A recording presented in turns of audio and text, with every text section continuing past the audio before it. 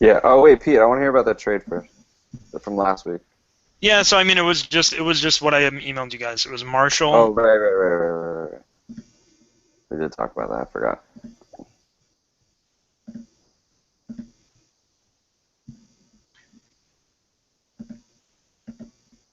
Pete, just a heads up, I muted you because we are now live. It's week 9. Let's get some money this week. Let's not put Michael Floyd on our teams this week. Let's not put Ben Tate on our teams. Screw them both. I am not happy with either of them. Well, at least Ben Tate saved the end of his day with that touchdown for me, but that was awful performance from him. Yeah, it's yeah. It's for whatever. Forget both of them. We told you a couple weeks ago, be careful with Ben Tate because of the Alex Mack injury, and it's proven to be pretty valuable here. So let's go quickly through our Week 8 picks, and let's run through who we had as value here, just so we can keep ourselves honest again. Let's select all of them, and at quarterback, we went with Brady. Hello. Stafford, we gave you the caveat. We weren't big fans of people in London, so he didn't do all that well. I don't think he did very poorly, but he didn't give you a great game. Yeah, he had 2 touchdowns, but considering going up against Atlanta's defense, you expected something more if they were in a dome. Cutler did pretty well. Palmer did pretty well. Romo got injured. Can't really, count against that either way. Let's see. We looked at LaShawn McCoy. He had an okay day, but we kind of cautioned people. But he did around what you expect one of the best running backs in football. Going up against that Arizona defense, they did pretty. He did okay. He did okay going up again. Joik Bell, same thing as Stafford, right? He didn't have a great game, but we caution you against that. Ben Tate, we just mentioned him. Mark Ingram, wow, did Mark Ingram go off? How does that make you feel, Mark? Let's not talk about it. Bryce Brown, I'm pretty sure we said stay away from him because he wasn't even going to be the starter. So hopefully everybody did stay away from him. Jordan Reed, I think he came away with an okay day, right? 7 catches, 41 yards. I mean, they didn't really move the ball. So he got you double digits in DraftKings, so not bad at 4,000 last week. Dwayne Allen, he got you the touchdown, which saved his day, but other than that, it was unproductive. Travis Kelce, he had, what were his stats, Alex? 4 for 45. Hold on. So still underutilized in our view. I think I read something this week where he's getting like 50 to 60%. He's on the field for 60% of the snaps, which is still pretty low from what we can see. But we're not Andy Reid, so Zach Ertz, he did the squat as well. Des Bryant, he caught you your touchdown last night, right? Yeah, but he would have had a better day if Whedon could throw a jump ball. Like, throw a jump ball. He threw it right at his hands instead of throwing a jump ball. Yeah. But, no, that's still Whedon's fault because Whedon knows you have one of the best physical freaks of nature at wide receiver. Throw the ball up. Don't throw it at his hands when a defender could jump in. If you throw a jump ball, Dez is coming down with it. Yep. And that it hurt my soul a little bit not being able to do that. We looked at Steve Smith. Caught you a few balls. Would have had that big touchdown though for Steve Smith. What's that?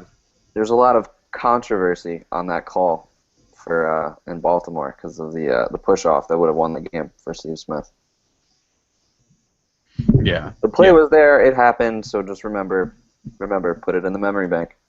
Right. We looked at Jeremy Maclin. Again, wow, he went off. Dud. Vincent Jackson. Ugh. Michael Floyd, screw him.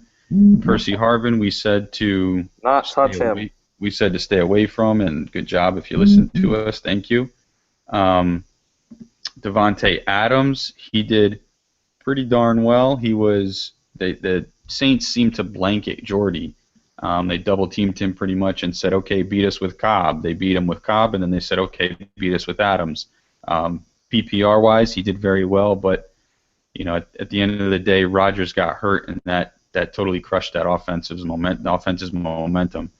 Cordero Patterson was the last receiver we touched on last week. How did he do, Alex? Let me check. Give me 2 seconds. 6 or 7 for 86. Yeah, at 86 yards and 6 or 7 catches.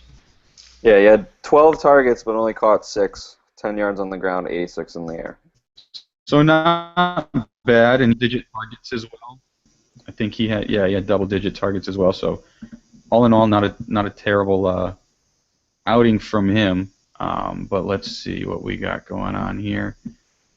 Boy, week 9. Let's move on from last week. I hate Michael Floyd. I'm just going to put it that way. Moving on from last week, let's talk about this week. Let's go straight into Alex's wheelhouse. We're going to get this game over with real quick. Chiefs and the Jets. We're looking at Alex Smith here as a value pick at quarterback. 7,100 on FanDuel, 57 on DraftKings. Alex, anything other than it's a quarterback playing the Jets? The only air of caution I will throw at Alex Smith is that he hurt, I believe it was his shoulder last week. Yeah, he suffered a strained throwing shoulder, but he's expected to be fine, so that's the only thing that would really maybe not have you put him in your lineups. But, I mean, what Orton did against us, like, you can play Alex Smith. Like, he's gonna throw Jamal Charles a touchdown because we're not going to let them run the ball in. So, like, if they're going to score points, it has to be through the air, technically, even if it is like a shovel pass, design run type play, but that's still a passing touchdown for Alex Smith. So he could do pretty well this week. And that's also moving on to Kelsey. Obviously, you know how we feel about Kelsey. But Scott Chandler scored his first touchdown of the season against us last week. We can't really guard the tight end. David Harris is slow, and Demario Davis hasn't really been doing all that great in coverage either. So that kind of leaves the tight end spot open. And if Andy Reid is smart, he'll use Kelsey against us and destroy us. But knowing Andy Reid, this game could wind up being close and Kelsey won't be used. Hey, I made it. Yeah. Look at that. Right in time. Atta boy. I didn't spend too much time on Kelsey this week. You were perfect right there. Let's move on to the next one. We're looking at the Cincy and Jacksonville game. Pete, are you back with us? Yes, I am enjoying my Mongolian chicken as we speak, but fire away. Oh, you got it, man. So let's talk about first the Bengals on the value picks here. We've got Andy Dalton, 8,500 in FanDuel, 6,300 in DraftKings, and Jeremy Hill at 5,200 in FanDuel, 4,000 in DraftKings. Andy Dalton hasn't been the Andy Dalton of last year, so anything other than he's playing Jacksonville and whoever's playing Jacksonville gets a bump up in the ratings that week. Anything beyond that, what you like about Andy Dalton this week at those prices? I mean, look, the allure is he's playing Jacksonville. It's a cheap, relatively cheap quarterback with a nice matchup. So if you're looking for a matchup play, if you like the matchup plays, I guess you can use him. 8,500 on FanDuel is still way too high for me. There are other quarterbacks in that tier who I would much rather play. DraftKings 6,300 isn't as bad. But probably for me, I'm not using him at all. Look, if he didn't get in the end zone twice last week on his legs, he has a horrible week. So for me, Andy Dalton is stay away. One thing I wrote about in my column last week about DFS sports is the one thing the computer really, really likes and has been consistently correct with is you need to play consistent or stud quarterbacks. Like it sort of builds its roster around those things. So I'm staying away from Dalton. I can understand using him as a matchup play, but 8,500 on FanDuel is way too high for me. I'm trying not to laugh at your tagline right now. I love it. I'm trying so hard. All right, I'll throw a caveat out there, though. But if A.J. Green is back, and healthy this week, for 6,300 on DraftKings, would you play him? If A.J. Green is back and healthy, yes. But look, Green has said himself he's only at 80%. Now, he said he's going to play at 80%. But even so, Green at 80%, Andy Dalton not even being the Andy Dalton of last year, who, by the way, wasn't exactly a stud or anything. He had a nice season. I'd have to look at the other quarterbacks in that tier. FanDuel, I'm definitely avoiding him. DraftKings, like I said, he's playable.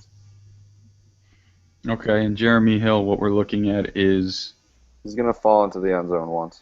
we think that Especially if Bernard is significantly banged up. Yeah, Hill's a good play. exactly. Yeah, if Bernard is out, Hill is a must play. Now, this isn't Even Donald. if he's in, this game could get out of hand, and what are they going to do if it's out of hand? You're going to play Bernard, like you're going to run Bernard into the ground when he's banged up? No, Hill's going to get the carries. So there's a couple different scenarios where Hill's a great play. So let's jump to the other side and talk about Denard Robinson. He's got back-to-back 100-yard games, 6,700 in FanDuel, 4,800 in DraftKings. I'm a huge Michigan fan and an alum. I repeatedly say that Denard's going to break, right? He got injured so many times as a quarterback running the ball. As a running back, he hasn't put on bulk. He holds the ball the same way. Everything that I hated about him running, even though he was stellar and exciting to watch, still hated about him running the ball at Michigan. It's all the same here in Jacksonville. Am I crazy for not wanting to play him at 4,800 in DraftKings here, Pete? Actually, in a word, yes. Look, there's some risk with him, and you're right, there is an injury risk. But you can say he hasn't bulked up, he hasn't put on size. He's bigger than Jamal Charles. Jamal Charles is a feature back in the NFL. He's bigger than Giovanni Bernard. So I don't really buy the size argument a whole lot. Here's why you're crazy, though. 3 of the past 4 weeks, starting in Week 5 in New England, the Bengals have given up 30 points or more to opposing running backs. 30 fantasy points to opposing running backs, okay? Now, who have the Jaguars got? They've got Denard Robinson dominating the touches, okay? And then Toby Gerhardt, get rid of him. And Storm Johnson, yeah, that experiment's over. So he's going to get the majority of the touches against a team that's giving up over 30 points a game in 3 of their last 4 to the running back position. That's, Yeah. I mean... Let me jump in and help you with your point there, Pete. Other than Week 2 and Week 3 when they went up against the Falcons and they went up against Titans, they've given up to every single running back they've gone against. They've given up double-digit points, and that includes 2 guys in New England and Ridley and Vereen. That includes 2 guys in Bradshaw and Trent Richardson. Yes, I said Trent Richardson scored double-digit points. And Taliaferro and Forsett this week. So they're giving up a lot of points to running backs. So Denard Robinson is not a bad play whatsoever this week. Okay, you think of Cincinnati's defense as really, really good against the run, but this year they just haven't. Yeah, this year they have not. I can understand it now, and I see the value, especially at 4,800 in DraftKings, again 6,700 in FanDuel. I see the value of him there. I just as a running back, I feel like he's going to break soon. I didn't know he was actually the same size as Jamal Charles. That's pretty darn interesting, but I don't know. I just don't see him moving the pile like Jamal. I don't know. He can throw touchdowns too. It's okay. He'll throw for a touchdown. Oh yeah, sure. All right, let's move on to Carson Palmer, Alex. 7,800 in FanDuel, 6,800 in DraftKings. We've seen him the past couple weeks come back, throw a couple TDs. Do we like him to do the same thing against Dallas? Yeah, they gave up touchdowns to Colt McCoy. Yeah. I mean, granted, he ran the ball in, but still, Colt McCoy completed a lot of passes, and Carson Palmer is way better of a quarterback than Colt McCoy. I feel like that defense kind of got a little bit exposed last night, just because when Romo went out, and they kind of Washington moved the ball effectively, and I don't really think that's a good offense, nearly as good as Arizona's offense. And Carson's not a bad play. He's been solid. He's had at least 2 touchdowns in every single game this year, and I don't know. It's just Carson's rolling. Carson is rolling. He is. I'll be honest. I thought the nerve injury was going to be very tough for him to come back and get onto this type of role. I thought maybe he would throw 20 times the first game, 1 touchdown for a couple weeks, but pretty much picking up where he left off. And especially, I think Larry Fitzgerald's probably the happiest guy in the league right now, having him back as well, as our Fitzgerald owners. We'll jump to Pete on this next one. This next couple of guys, we're going to go to the San Francisco-St. Louis game. In San Francisco this time, we're going to look on the Niners side of the ball. Kaepernick going for 7,800 in FanDuel, 7,000 in DraftKings, and Frank Gore going for 7,200 in FanDuel, but 3,800 in DraftKings. So really quick, I just want to preface, I like Colin as a value to pick this week because of what he did to the Rams in St. Louis. I think that coming off a bye, especially now, I like him to repeat pretty much what he did, if not improve in his throwing game. So Pete, tell me, start off with Colin Kaepernick. Am I crazy for liking Kaepernick that much this year or this week? And Frank Gore at 3,800. Do we really need to talk about that? No, I mean, look, here's exactly the reason you won't find me playing Andy Dalton.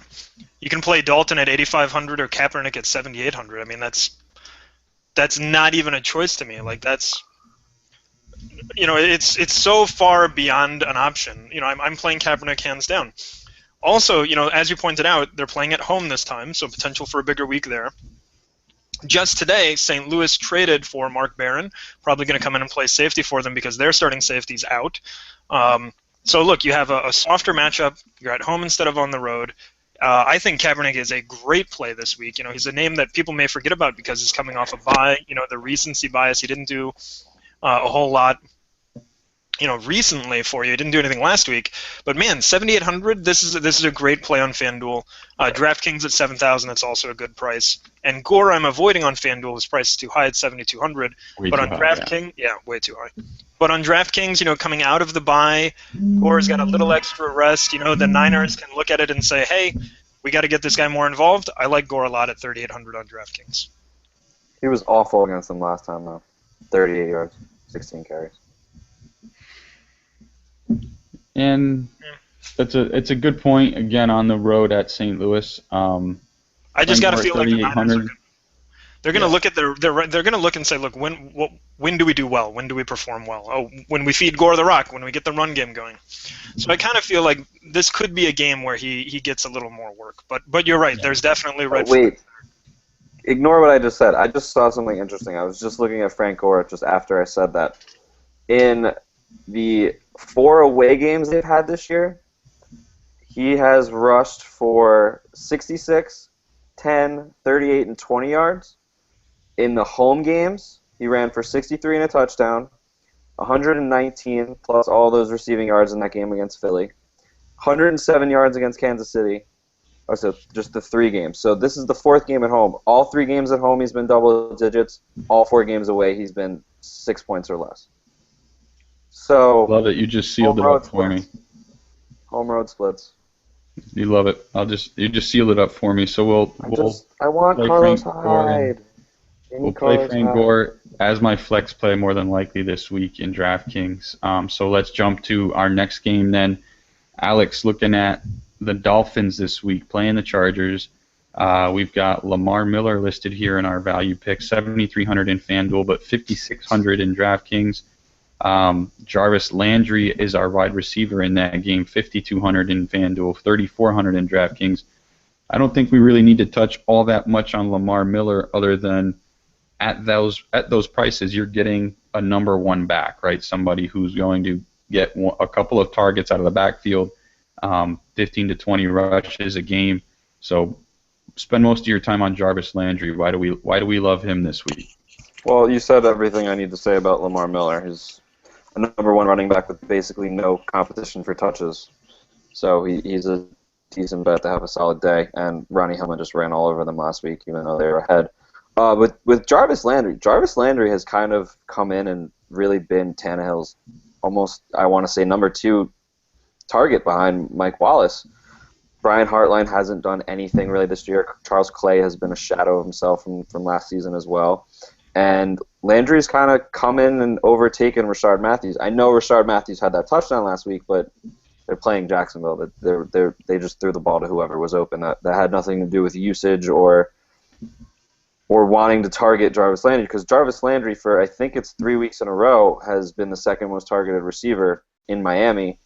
3 weeks ago, he had the big game where he had 6 catches for 75 and a touchdown, and he's been getting his targets. So he's somebody that Tannehill is looking to more often, and his role is growing. And for that his price is low enough to be a what the heck tournament play, in my opinion.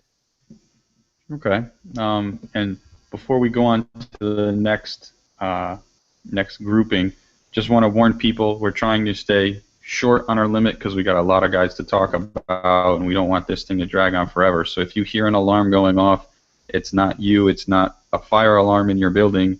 It is my phone trying to tell us to move things along. So just a heads up there to I should have said that at the beginning, but just realized it now after I scared the living hell out of myself with the alarm. So we'll move on to the next, folks. Alex, right back at you. We're going to Philly and Houston. LaShawn McCoy, 7,800 FanDuel, 5,200 DraftKings. I don't think you can talk a bit there, but really quick, also still looking at Zach Ertz, 5,400 on FanDuel, 3,800 on DraftKings. He continues to have a high ceiling, but an incredibly low floor. I don't like Zach Ertz for that reason, but we talk about him every week. At that price, he's someone you want exposure to. So spend more of your time on LaShawn McCoy here, Alex. Yeah, Ertz, a little disappointing from last week just because of the matchup. We thought he was going to have a huge day. I expected big things, but Macklin wound up taking all of that. So for this week, shy away from Ertz. Let him grow back in the offense. I don't know what Chip Kelly's doing. He looks like Andy Reid. But McCoy had 80 yards on the ground. He caught 3 balls against the number 1 defense against running backs so far this year, and his price went down $600. For LaShawn McCoy, who was the mostly undisputed number 1 pick in drafts this year, for him to be at 5,200 and Arian Foster is going for 9,900, you're getting it's stupid. It doesn't make any sense to me. LaShawn McCoy is my guess what? Thank you DraftKings for free money play of the week, because 5,200 for one of the best running backs in football is too cheap. And the matchup is so much better than it was last week. I do like the matchup. I think we've seen it against Houston that Houston can give up those yards on the ground. They are susceptible there, but just to keep in mind, keep a lookout for Jadeveon Clowney playing as well. When he comes back, their defense will get a step up, but at 5,200 for the leading rusher in the NFL last year. I mean, it's a pretty good deal, a pretty good matchup. Let's flip the script, go to Pete here. How about the wide receivers of Houston? Looking at Andre Johnson, 6,900 FanDuel. Both of them, Andre Johnson and DeAndre Hopkins, 6,900 in FanDuel, 55 and 5,400 in DraftKings, respectively. Pete, which one do you like more going up against Philly? I think they're both very reasonable plays. And one thing you have to think about, because people are going to say, well, Andre Johnson, name value, this is a guy we've known for a while, kind of like Alex was saying, LaShawn McCoy was one of the number 1 running backs in the draft. But look, you can't base your decisions in regular fantasy or in a daily league on that. You can't base it on name value. You can't base it on what they've done in the past. To base it on what you're seeing right now. And what I'm seeing right now is, frankly, Hopkins is just a better receiver. So I think if I'm playing a Houston receiver this week in daily fantasy sports, it's Hopkins.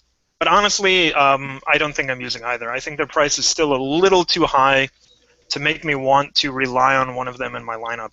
I want to get, if I'm going to spend that amount of money, and it's not a ton, but it's, I would put them as like a mid-level wide receiver. I want to get some kind, I want somebody who is going to give me a little more consistent production than either of these two have so far in 2014. So if I am going to play a Houston receiver, probably Hopkins, just because I think he's the better player at this point in their respective careers. But I'm probably not using either of them.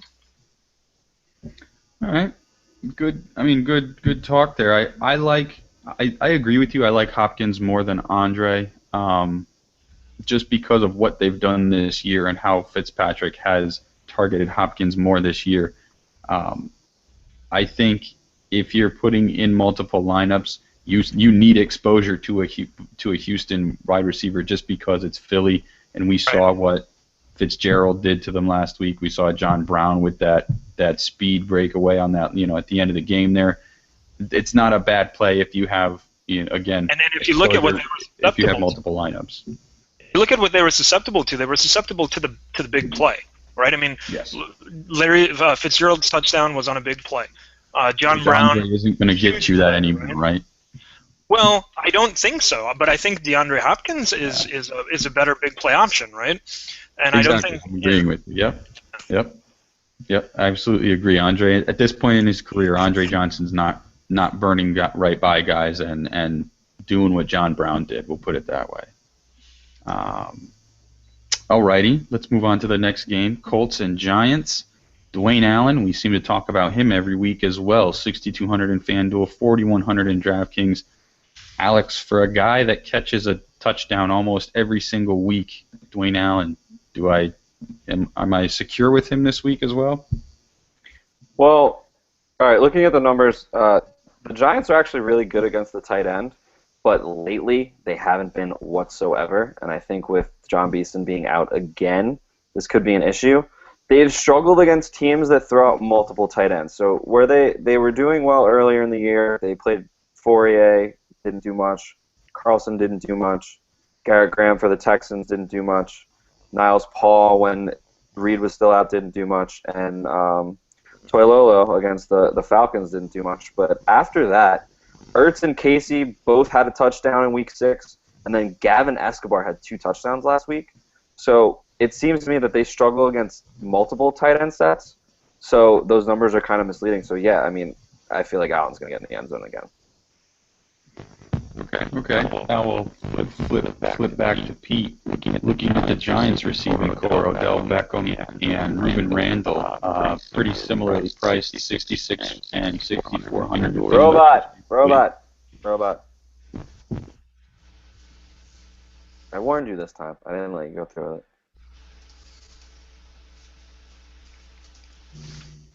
Yeah, so I think we're talking about Randall and Beckham, right? Yeah, go. Yes. So, yeah, I'm using Randall in regular fantasy this week. I mean, he's de facto number 1 receiver, still a good red zone threat. We just saw what Big Ben did to Indianapolis. I mean, that was a disaster, a defensive disaster. So I think both are actually pretty good plays this week.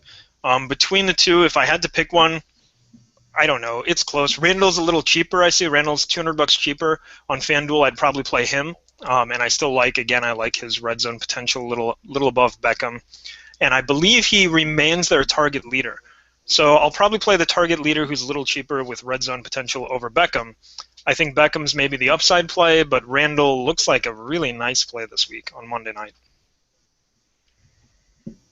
Okay.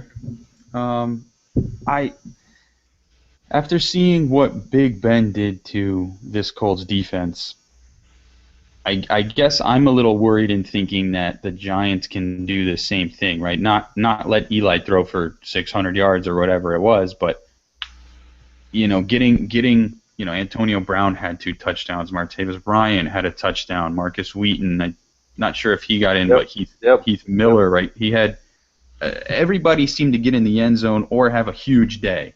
And I just don't see that happening to the Colts defense 2 weeks in a row after they had a pretty good first, quarter of the season.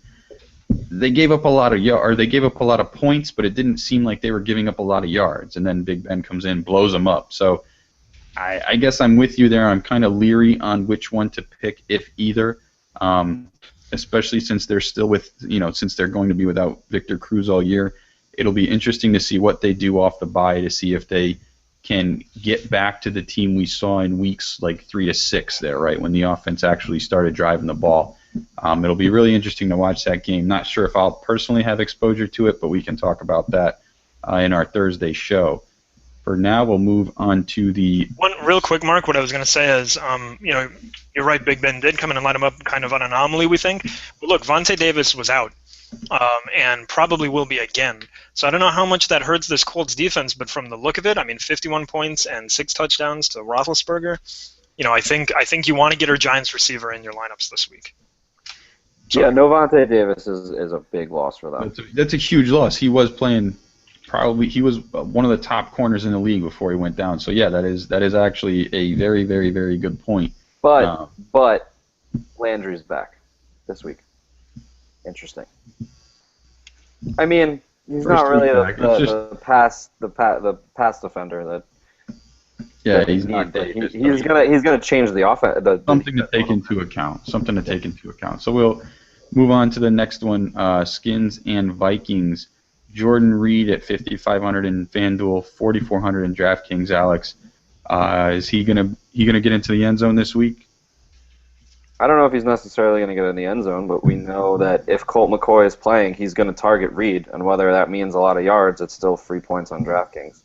So for his floor, I feel like his floor was this week with 7 catches for 40 yards, and he could get some bigger catches. I mean, a lot of those catches he just kind of caught and fell down, kind of thing that I was a little disappointed with. But like, if he makes a couple more catches in a little bit of space, he's athletic enough to make a lot of yards after the catch. So I view that last night as kind of a floor for him.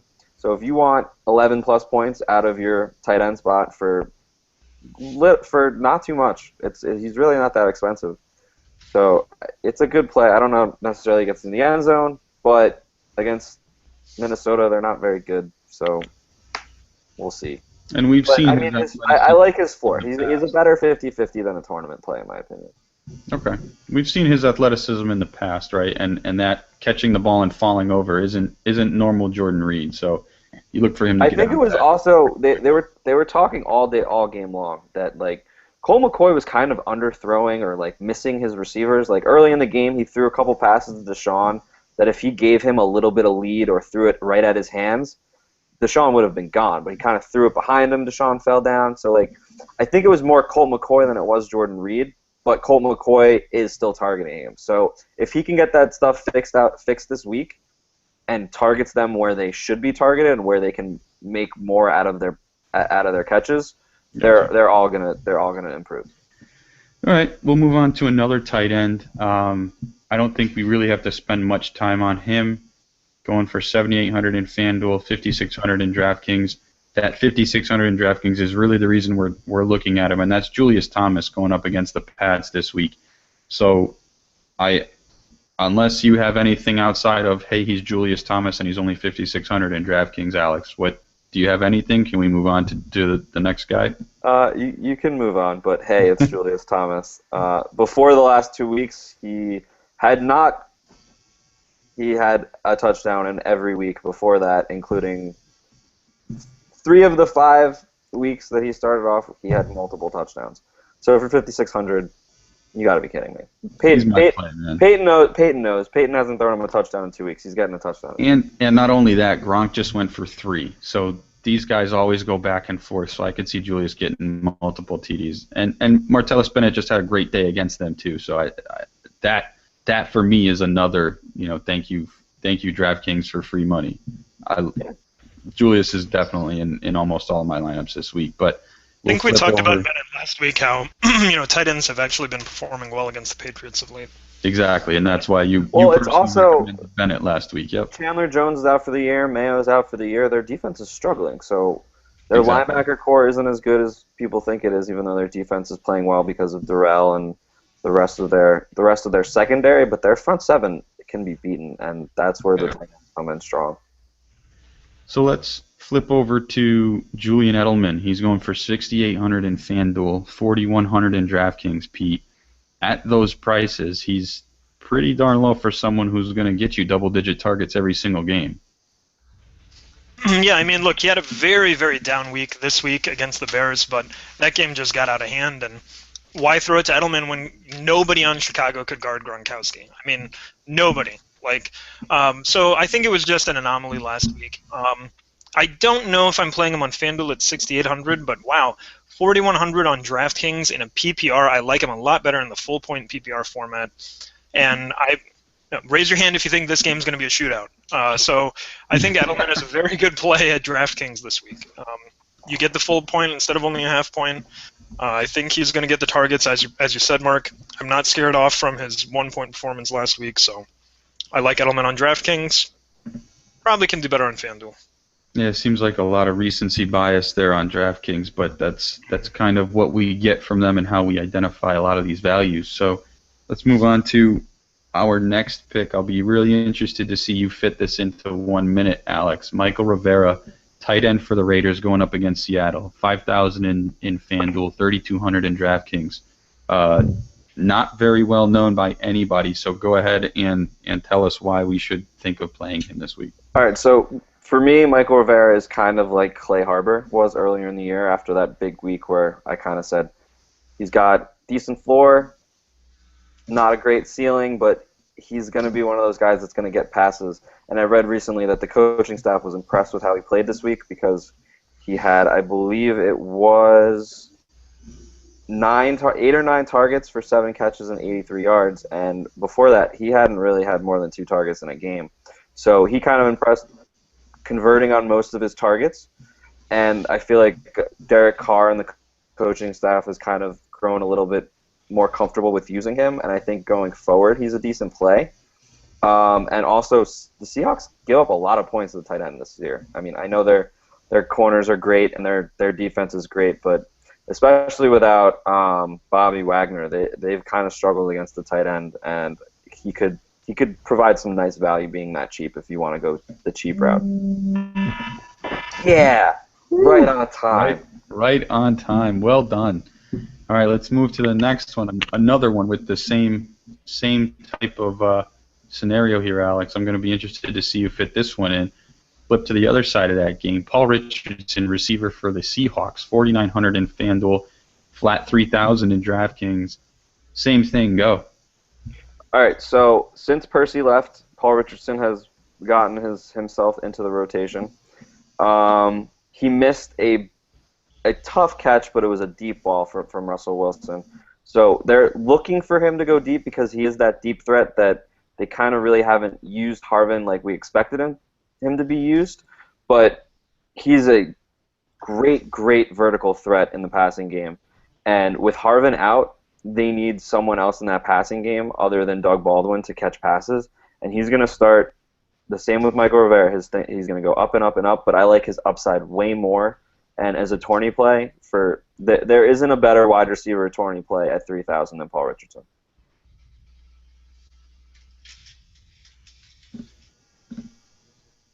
Look at you coming in under a minute. Yeah. Nicely hurry up. done. I want to get to these questions. I do like Paul Richardson as well for those reasons. He's definitely, minority played. A lot of people look at Doug Baldwin over there now with Percy gone, and Baldwin's getting a lot of targets too, but Paul Richardson has been getting a lot of hype ever since preseason, so now he's got his time to shine, and it'll be interesting to see who hops on him and who really takes advantage when he does have a big day. Let's hop to our next guy, Pete, coming at you with Andrew Hawkins. Browns going up against the Bucs this week. Hawkins is 6,400 in FanDuel, 4,900 in DraftKings. Tell me he's a PPR hog, so tell me anything more. You think he's going to rip up the Bucs this week? Well, look, the Bucs are terrible, and they just traded their starting safety. So you couldn't. That is all to say you could not possibly ask for a better matchup. I think he's an excellent play. In the past 2 weeks, he's had 200 yards receiving and I think 12 catches. I don't know what that averages out to, but it's a lot. He's also gotten into the end zone.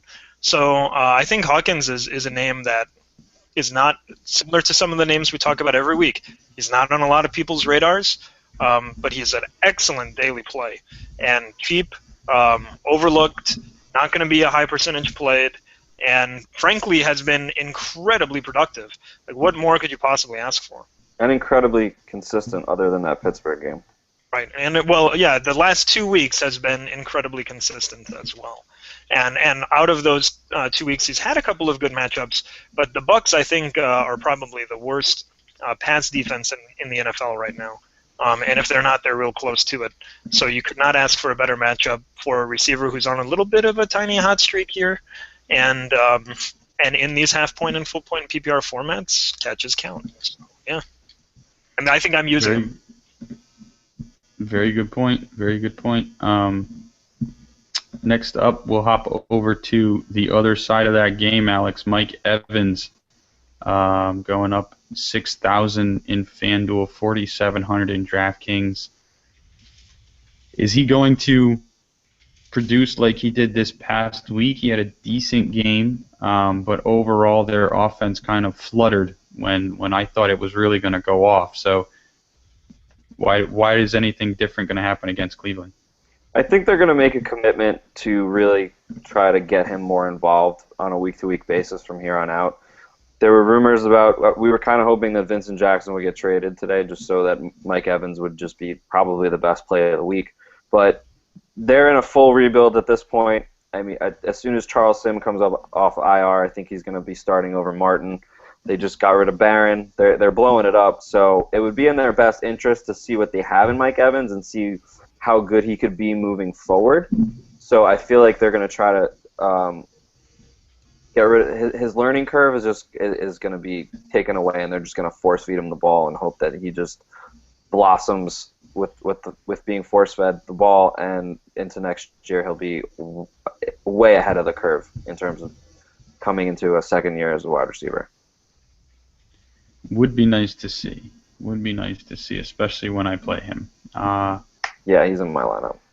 Steve Smith is our last receiver of the night. Pete, he's going up against Pittsburgh. He's at 7,200 in FanDuel, 5,600 in DraftKings. Outside of the fact that he rules targets for Baltimore, anything else that you can provide us as to why we should play him? I mean, it's nice to see his price finally coming back down a bit. You know, he was for a couple weeks there approaching the 8,000 range, which made him unusable in my eyes. I think you hit it right on the head. You know, I think Baltimore has a decent week this week, and he's going to be the primary beneficiary in the passing game. Oh, and Daniel's also hurt, right? So Pitt is gone, Daniel's gone, so that they're losing options at tight end. They're losing target hogs from Smith. So I see nothing but good things to use him. He's one of the. Remember earlier when we were talking about that mid-range. If you're going to spend that mid-range money, you want somebody consistent with production who's going to get targets and catches and all that good stuff. To me, that's Smith. You know, I mean, he's probably more, and I think maybe Alex would agree, more of a 50-50 play than a tournament play. Probably high usage, and probably you're playing him for consistency as opposed to upside. But I think, yeah, there you go. Steve Smith in 1 minute or less. Yeah, and Flacco hasn't really been on the same page with Torrey. Campanaro looked to be taking over that wide receiver 3 role from Marlon Brown, but then he got hurt last game. So who else does he have to throw the ball to other than handing it off to Forsett, Taliaferro, and occasionally Pierce? So Steve Smith is the weapon in that offense. Right. Agreed. All right. Well, there you guys have it. Our value picks of the week for Week 9. Let's dive into a couple of questions here from the viewers. We've got them going on in the chat room here. Let's see. First up, we've got Jason's question: would Ryan Fitzpatrick be a contrarian pick this week, or not really due to the matchup? And would you pair him with Hopkins or Johnson? I think earlier he touched on this. We said Hopkins over Johnson. Fitzpatrick, I think, is always going to be a contrarian pick, regardless of the matchup. Because nobody can really trust his arm to throw for, 300 and 3+ touchdowns, right? Especially and you don't get Beard points. No points. Especially, yeah. Or Brett Kiesel would be, up there as well. I play especially Brett Kiesel every week. When you've got Arian Foster running the ball as much as he's doing it and as well as he's doing it, you just can't. He's going to continue to be a contrarian play, but you just can't trust him in my eyes. Next up, we've got AJ, who asked thoughts on Edelman this week. We went through and just spoke about Edelman. Love him. Let's see. Greg, I don't like any New England wide receiver. Brady will need to utilize all his weapons if they want to win. Let's see. I mean, look, if you're playing Edelman, it's because he's real cheap on DraftKings. That's the argument in favor of Edelman. It's not, oh, you really like him, he's going to have a great week. It's, hey, he's 4,100 and it's PPR. That's the Edelman argument. Yeah, exactly what Pete said. Right, and actually AJ even says, he burned me this week, but his 2 games against the Peyton-led Broncos have been 9 for 110 and 2 touchdowns, 10 for 89 and a score. Yep. Ooh. I mean, when Brady has to throw the ball, and he's going to have to do it against Peyton. But was Gronk playing in those 2 games? or healthy Gronk playing in those games. And, I think he was, you know who definitely was not playing in those 2 games? Brandon LaFell. Brandon LaFell. Yeah. He lines up on the outside. I'm not expecting that kind of line from Edelman, but I mean, I don't know. I agree. I don't think you can expect that kind of line, but for 4,100, you can probably expect at least half of that. Starting wide receiver with Brady throwing to him in a game that's likely to be a shootout, and it's PPR, and it costs you 4,100. I think it's free. It's free double digits even without a touchdown. 5 for 50 yards is really not that out of the realm of possibility for Edelman and Brady. It just isn't. The next question coming up is from Xenon. He asks, "Do you think it's a bad idea to go big at running back with Jamal and Foster?" And with that, I think we look at the matchups here, right? Jamal against the Jets, probably not a great matchup. I wouldn't spend all that much money on a running back going up against the Jets. Foster going up against Philly. Alex, tell me, what do you think about Foster this week? He's too expensive. Are you kidding? Why would you don't want to spend 20% of your budget on one player? I understand he could have a great week, but he has to have a great week for him to be worth you playing. And you can't bank on any player having a great week on any week. So I'm going to go with LaShawn McCoy, who I think could have just as good of a day in the same game for basically half the price. I'd agree with that. Next question comes back from Jason. What about Vernon Davis coming off the bye? Do we think he's a sneaky play this week? Let me reestablish my guys here. He's sneaky if by sneaky you mean could burn you for 0 points. For 5,700 on FanDuel, 3,700 on DraftKings. It sounds like we're anti-Vernon this week. Is that correct? His hand could sneak towards his hamstring, and then he's out for the game. Oh no! Oh no! My hamstring. Yeah, but he does it all the time. All the time. Yeah. I don't trust him. All right. He's Percy Harvin in terms of risk reward. But we'll skip to Jason's next question. What about Terrence West going up against Tampa Bay? He got 11 touches last week. Going up against that Tampa Bay defense, he's only 3,300 on DraftKings. What do we think? Give me 1 sec. Let me see if I can find him. 4,800 on FanDuel. Pete, do you like Terrence West as a play this week? Nope. Coaches said they want to get Crowell more involved. They should want to get Crowell more involved. He's the better running back. I think if it's not the Ben Tate show, it's the Isaiah Crowell show, and if it's neither of those, it's nothing. I don't like West at all this week. I know there was a glimmer of hope for him last week, but that was, I really think, just a fluke. They just thought, we got to get something going. Tate's doing nothing. Hey, let's try this smaller, faster dude, and it didn't really work out all that well. It's not going to work out. Yeah, and Crowell's been the guy there. He's been the number 2 there for a while now, so I think you're absolutely right. I think he's the guy to own if you're not going with Tate. But at the same time, like I said, we mentioned this at the very top of the show. It's tough to own a Browns running back with their center situation the way it is and not being fluid. I personally don't like it, but that's me. I'm gonna fade away from that. Don't play Browns running backs. Just don't do it. Just stop. I agreed. I think we've got a lot of people 2 weeks in a row, and it's making me so upset. Just give up on them. They're toast. It doesn't matter. So next question. What about Eli this week? Comes from 10-foot Pollable. Eli going for 7,600 in FanDuel, 7,300 in DraftKings. We kind of touched on the Giants receivers earlier with Pete, so I'll throw this at you, Alex. Do you think Eli can do half of what Big Ben did this week? So you think 3 touchdowns? I'm not putting money on Eli throwing 3 touchdowns in any game ever. I can't do it. I don't know. I mean, I think Indy's going to overcorrect itself a little bit. Obviously, without Vontae Davis, that'll help Eli. But I don't know. I feel like Indy's going to hold the ball a little bit more and give them the ball less and keep it a little closer so they're not in another shootout like they were against Pittsburgh. But, I mean, of course he could throw for 3 touchdowns. He could throw for 5 touchdowns. He's already done it.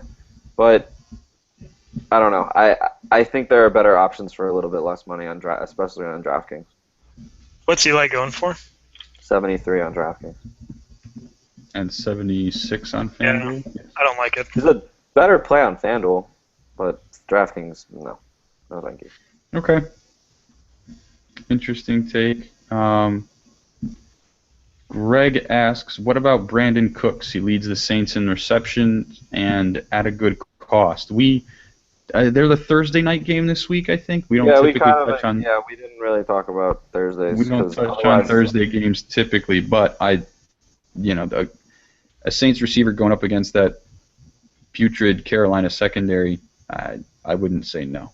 If you go into the Thursday, if you go into a Thursday league, play him. By all means, play him. Yeah, if you're in a Thursday league, Ingram's a good play. Graham's a good play with another week to get healthier, and Cooks could have a pretty solid day. I actually think Cooks is a pretty good play. I mean, look, he had a bad week 2 weeks ago, but if you look between the lines, a couple weeks ago, I think he had 3 catches for 23, but it was on something like 8 targets. He's their number 2 option behind Graham in the passing game, and Graham's banged up, and Pierre Thomas is out. I actually think Cooks is a pretty good play. The problem is, of course, it's a Thursday game. I'm using Cooks in regular fantasy, if that helps you.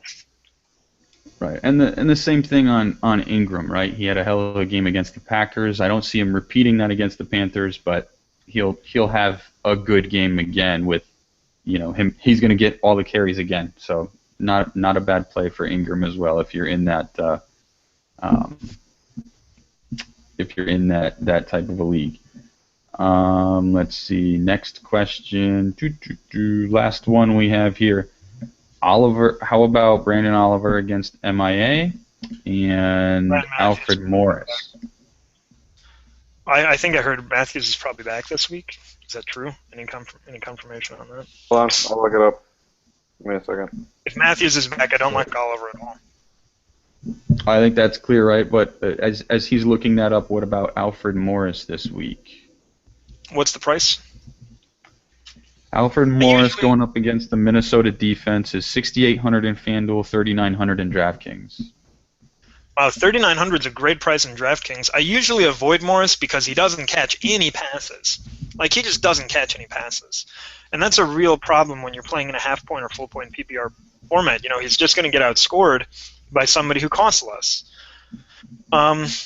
So, I don't know. It's a tough call. I think Morris is a decent play at $3,900. I think he's the starting running back on a competent running team.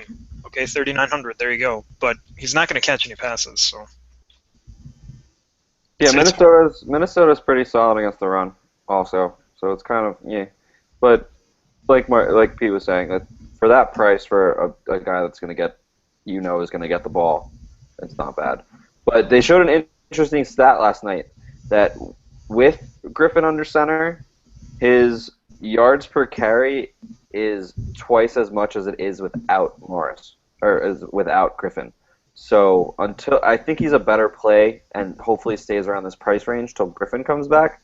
Then he's a great play even if he doesn't catch passes because he's still going to get yardage and touchdowns and all that fun stuff.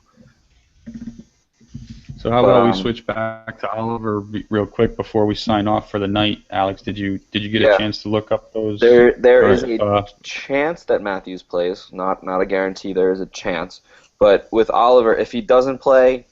Decent play. I still don't really like his price. It's a little too high for me. I think there are better values at running back. He's $7,000 on FanDuel, $5,700 on DraftKings, and to be honest, Miami's defense isn't bad against the run, so I'd shy away from Brandon Oliver this week. I think he's got a question mark over his head in that matchup alone, but then the fact that Matthews may be back, it's just something else you're going to have to keep an eye on if you want to play him. So me personally, I'd look for other value at that position and that price. I do want to mention with Oliver, though, once Matthews comes back, hopefully Oliver kind of has nothing weeks for a week or two and his price goes back down because he's taking over the Woodhead role. And we've seen from last year, Woodhead had monster games in that role behind Matthews. So Oliver's still going to get touches. So if his price goes down, even with Matthews, he could be a decent play going forward. Right. All right, guys. Well, thanks again for all the questions, everybody. We appreciate it. Hit us up on Twitter at MN Milano, at P. Karaganis, at Alex Hanowitz. Read our stuff, fantasyknuckleheads.com, if you're looking for DFS specific. Mongolian chicken was particularly good, just in case you guys were wondering about that. What was that? I missed that. I think this was a first. We had someone eating Mongolian chicken on air. I'll make I don't sure know where you can find that. I don't know where you could find that anywhere else. So only the best. Thank We give them only the best. Exactly. Thank you guys for tuning in. Appreciate it, and we'll catch you guys next time. Yo, Pete, let me get a bite.